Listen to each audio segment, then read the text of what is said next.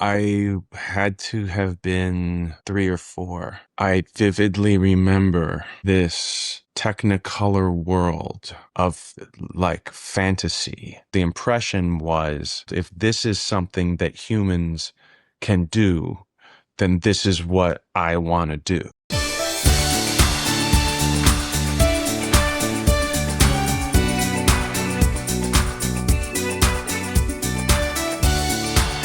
Remember seeing Singin' in the Rain for the first time? Yes, I do. I had to have been 3 or 4. And I vividly remember this Technicolor world of like fantasy. And I had never seen anything in my short life that looked more appetizing, and I was transfixed, and the most overwhelming feeling and sensation that I can remember, the impression was, if this exists in the world, if this is something that humans can do, then this is what I want to do. And those were my impressions. That was the overwhelming sensation and joy. There was a lot of joy associated with seeing it. Since then, I've seen it countless times. So I have other more detailed thoughts about it. But from first seeing it, yes, those were the like impressions on like my young brain. Yeah, I watched it last night. I hadn't watched it in quite a long time. And all of those things are still true. This is a movie that is 75 years old now, something like that. Yeah. And there's no less power and joy. The colors still pop. I mean, my God, the colors. Ahead of its time. I mean, it's giving Warhol before Warhol. Totally. But moving, you know? Yeah. And these enormous, elaborate dance sequences, which, you know, we will get into. But also there's just like fantasy elements. The big dance where he's like Gene Kelly and Sid Charisse are dancing in this like infinite lavender corridor that's just like another world. Yeah. Things like that. It's just like unbelievable and so striking, and just gets burned into your brain the second you see it. And well, it just like kind of pushes the limits of imagination, you know, at a time, I think, when, you know, realism was really valued in what filmmaking was about. Here are a team of artists who are like, how like fever dream can we go? What do we have the technology to do? Right. And, you know, I'm struck even today about how, you know, Gene and other artists of the time like Fred insisted on full body, long takes. There are not 1,000 cuts in the way you see now.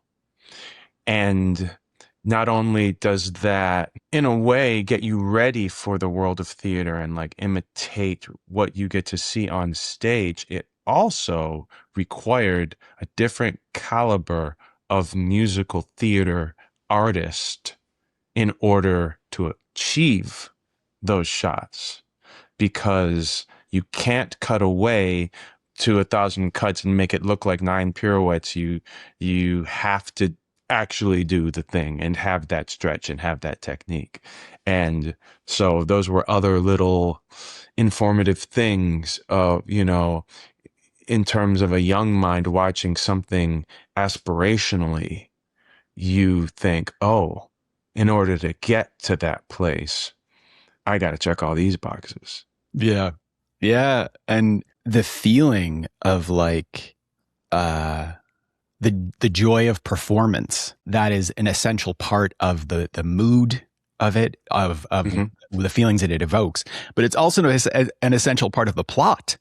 And it's like these people who absolutely love what they're doing and love entertaining. And so that comes through in the characters, but also it's just like all of them just exude this joy, like what you said before. I also, to get into specifically Gene Kelly's brilliance and his singular ability with movement, I think the impulse for me is always to say his movements are effortless. But I don't think that's quite right. It kind of goes beyond that.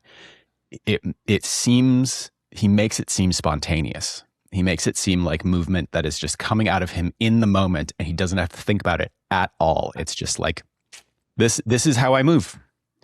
And the skill is just mind-blowing. His face is so relaxed. He's just like, this is nothing.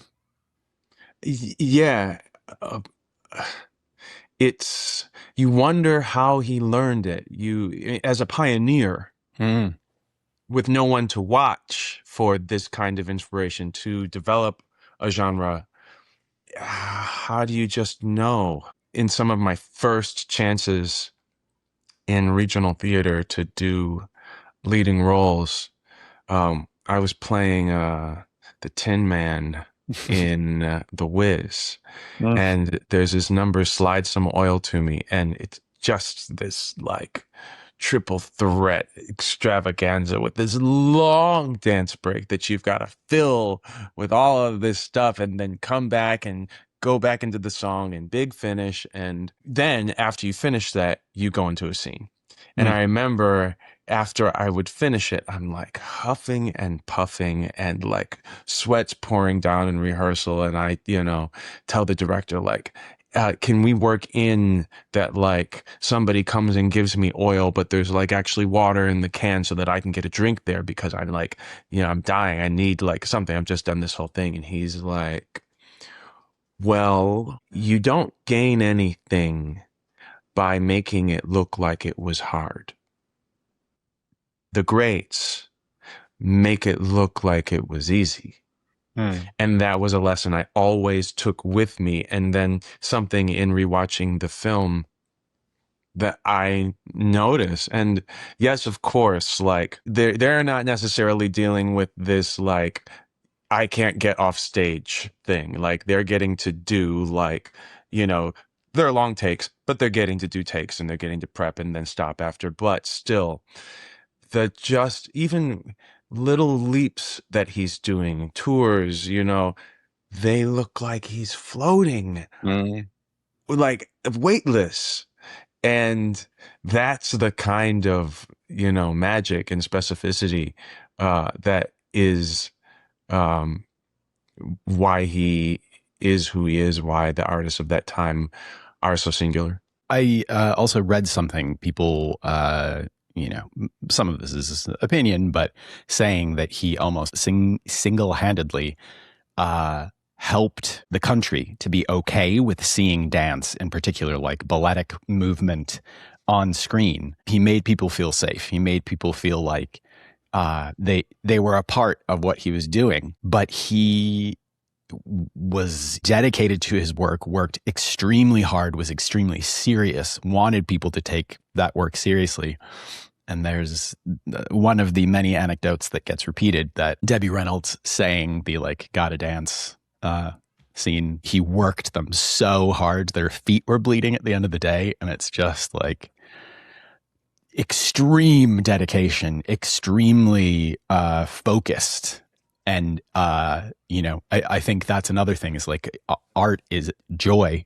Art is important in a million different ways, but it's also, you have to take it seriously if you want to succeed, if you want to, make a career out of it.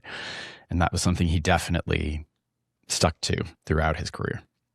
Well, he came from, I think, first, the world of dance and of intense dance training in ballet, in modern, in tap, in the styles of the era. And in high school is when I started my serious dance training.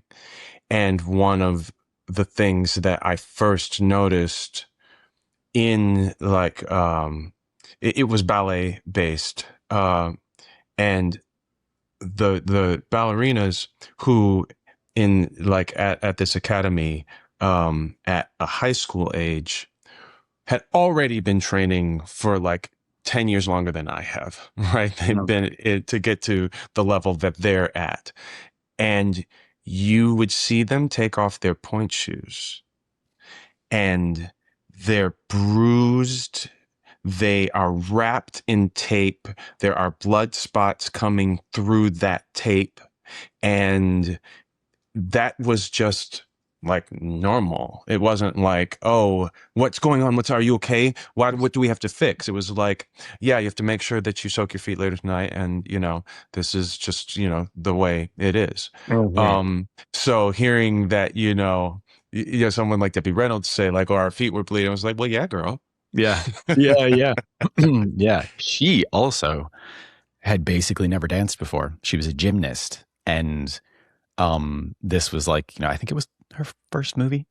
And she was super green. And you have, Gene Kelly, who's 20 years older than her, who is at the top of his game. And it sounds like it was pretty hard for her to keep up at certain points, and he wasn't very nice to her. But like the combination of those two and Donald O'Connor, like coming from kind of a vaudeville background, like he came from a vaudeville family. And that comes through too, that there's like a kind of clowning element in a lot of the numbers. And it varies from being something very graceful and something that feels like very, not serious, but like something that's connected to like love or a softer emotional palette. And then there's scenes where it's just like not quite wacky, but like people having fun, and it's comedy and it's light. And being able to use dance as like an emotional language like that, and saying, it conveys different kinds of emotions in different environments and in different songs, and all of that stuff. Is so much skill with that as well. Yeah. The things I'm struck by, in terms of, what I'm watching, but and also how the picture in its totality affected me in a kind of 360 artist way. First, you're watching, as you said, someone who's bringing, an awareness of balletic movement to the screen. And doing that, part of ballet, besides the amazing movement and the lines and the technical specificity, there is the storytelling through movement. And they're doing that in this film through so many itsy bitsy movements. Sid Charisse is sitting at that table with the three gangsters. And then, she's slinky. She's a specific kind of movement. And she gets up, and you know who she is the moment she starts moving. And then the three gangsters start to rise.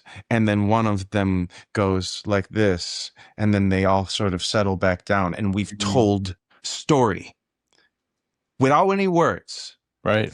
And then they continue to do this whole pas de deux in a new kind of dance vernacular that is combining a lot of jazz of the time, of modern, of ballet movement, and you know exactly what's happening, and they're not saying a word. And it's so satisfying and refreshing.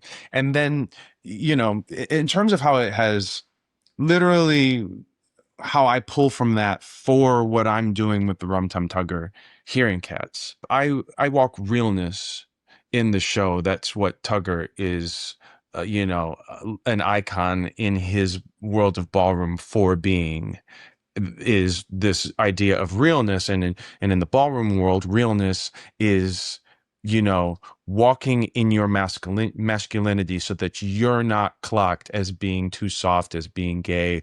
However, it's manly, right? And Gene Kelly was like this epitome of dashing masculinity at the time. This square jaw, these wide shoulders, just how he carried himself. It was very jocular. But here he is on screen doing these soft things, both in the ballroom world when we think of realness and when we think of masculinity as a modern day thing. It's this quiet, I don't cry, I don't make too many facial expressions. Like if I look a little angry, that's probably a little more masculine. And that's problematic. And it's stifling, and it's a trauma response. But here we've got a guy who is soft and still so masculine. And he is the essence then of pretty boy realness, which is what you want to, what I pull from for this, which is this joy and this freedom in your self-expression, and still staying true to what is the essence of a man. And that can include being sensual. That can include being soft. And in that sense, he's kind of breaking down a wall of like what can be considered masculine. And he's a great role model in that way. And then we've got, you know, Sid Charisse, who for me was just, I was in love the moment I saw her, like the dancing to the tip of her toe. And she's like, everything is so perfect. Everything is so considered. She's telling a story by just like flicking the hat away with her foot. And, you know, she's in control. So it's this femininity and this softness, but this power over him. Right. And I get to use that in the Rum Tum Tugger number, because that number also has to have this aspect of sensuality to it, where you are marrying that with what Gene Kelly's doing in moments when it's supposed to feel sexual but still PG. Right? And then we've got Donald O'Connor, who is this like vaudevillian showman who is filling up every moment with behavior and with like gags. And he's either got a prop, or he's got a facial expression, or he's going to do something with his body and it really is the essence of, you know, bringing vaudeville into film and making it what we think of as musical theater. And that's another thing that I feel like is a task of what the Rum Tum Tugger's doing in this first number. You've got your props like your phone. You have to take off the glasses while you're turning. You have to drop the jacket and do a reveal. You have to have this trophy, and then you're going to break the trophy so that you can you fill it up so that it never gets boring. And so to take all of these different influences and to put them into my art is really sort of an homage to my first inspiration. Yeah. And, you know, all of that stuff that you said about gender expression in this movie in particular, I think one of the things that has let it stand the test of time and made it so popular and such a huge success is that everybody is comfortable in their own skin. Everybody is like sitting, like taking power and sitting in it. Everything that comes through in their performance is projecting that to the audience, and it makes everybody else feel comfortable and safe. You feel secure when you have somebody in front of you who is so grounded in themselves that they're like, you're okay, you're in safe hands. And you know, it's something that also, you know, movies of that era, sometimes you watch them and it's like, you know, it's a little too, see, you know, you can't really relate to that language. And it's heightened, it's a musical. It's not supposed to be like hyper realistic, but it still doesn't feel out of place in a modern era. And a lot of that has to do with the commitment to these performances and, the incredible power of the performers. Well, the movie was like the seed of an MGM obsession. And I then, at a certain point, like, had seen every recorded MGM movie musical. And I also was obsessed with anything that was going to be on Turner Classic Movies, you know, just to immerse myself in, I don't know, there's an escapism to it. But also there's so much to learn from as an artist. But I don't always know that I was watching it for that. I think I was watching it for the feeling and the sheer joy of, you know, the spectacle. But for me, in anything, in seeing any great live performance and seeing any great action sequence, when I was playing Aaron Burr in Hamilton, I went back to Gene Kelly to find, what do you do in a showstopper? What do you do to pick up? It's important to know the steps that the ensemble is doing behind you. And we're still in tech right now. We're still in previews, and I'm still finding, as I will still be finding it once we open and once we're running, like, you're still always trying to perfect it. At least that's how I view these things. And when you feel like you have kind of dead space or improv space, and at the end of Magical Mr. Mistopheles, we do like 7 choruses of Magical Mr. Mistopheles. And I realized, you know, when you're doing rehearsal, you only have enough room at certain points for information in your head at a time. And I was aware that the ensemble had backup choreography, but I'm dealing with, like, what the Mistopheles is doing, presenting them, the stage movement, making sure I'm grabbing Andre and, like, bringing him down out of the magic trick. I've got those things going on. But once that's settled, the dust is settling, and I have this room, I'm like, oh, okay. So then I had the dance captain teach me all of the backup choreo for what is happening behind me. And then I pick and choose what I can do. I'm holding a mic and the choreo goes like, you know, a cat so clever as, and I can do, and then they go, Magical Mr. Mistopheles, and I can do one hand and then just give it a little bit. And these are lessons that I learned from this original movie that I watched that led me to take a deep dive into this man's life and career and watch how he, like, globally puts numbers together and entertains. Even now, I mean, going back to it yesterday myself and watching it, that's when I realized that a part of my version of masculinity has always come from idolizing him. And as we all do, as you know, young humans, we find someone that inspires us, and then we want to be like them.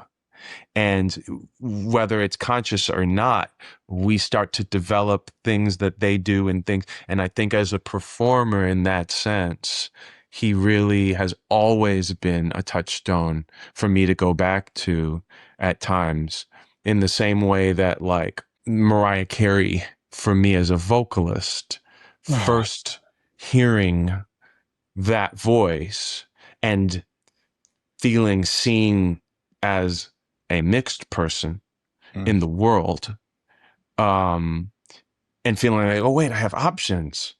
It's okay. That's another place vocally I can always go to. And I mean, when you come and see the show and you hear me sing, you're gonna hear Mariah. Bringing Mariah Carey to Andrew Lloyd Webber. Yeah. Oh God. I mean, same about Mariah, like the same kind of DNA there, from a performance perspective, from a dedication to the craft, and from a dedication to bringing joy. It's like both of those are so joyful and so like exuberant and just make you feel good. It really marries this idea of theater and film, because theater can do that for you, especially when we talk about ballet with the grand scale of the sets and the things that you see when you're there. It can be so overwhelming. When you can achieve that in a filmed medium, it really is. I mean, as a kid in Detroit, going to Broadway shows was not on the menu. And yet these old films were able to give me that sensation and sort of prepare me and give me references for a theatrical career. And, it's another thing that they did for me that is constantly making me more aware of how you get your training, that we really are it's like I'm an AI robot and I trained myself on these references. And the only way to know them is to watch them and study them. What an incredible connection to a piece of art. I think that's a great note to finish on. I so appreciate, I have lots and lots of these conversations, but it is rarer than I'd like to have people who are really clearly and with such deep emotion able to articulate exactly what their connection is to the piece of art they've brought to me. And this has been such a joy. It's so much easier. It makes my job so much more fun when that connection is there. So I really honestly, I discovered things myself, and getting to talk about this with someone who's so passionate about it. It's important for us to explore the reasons why we are how we are as artists, because a lot of times we don't even know how impactful the things that we loved now affect us. Yeah. And so even, doing this and, thank you for, wanting to talk to me, has brought me new awareness that I'm going to take to tech today and be inspired by. Awesome. That's wonderful. Thank you again. I really appreciate it. This has been great. Me too. All right. Have a good one. You too. Hey, do you want more conversations with incredible people talking about the movies and music they love? Then subscribe to the Spark Parade YouTube channel.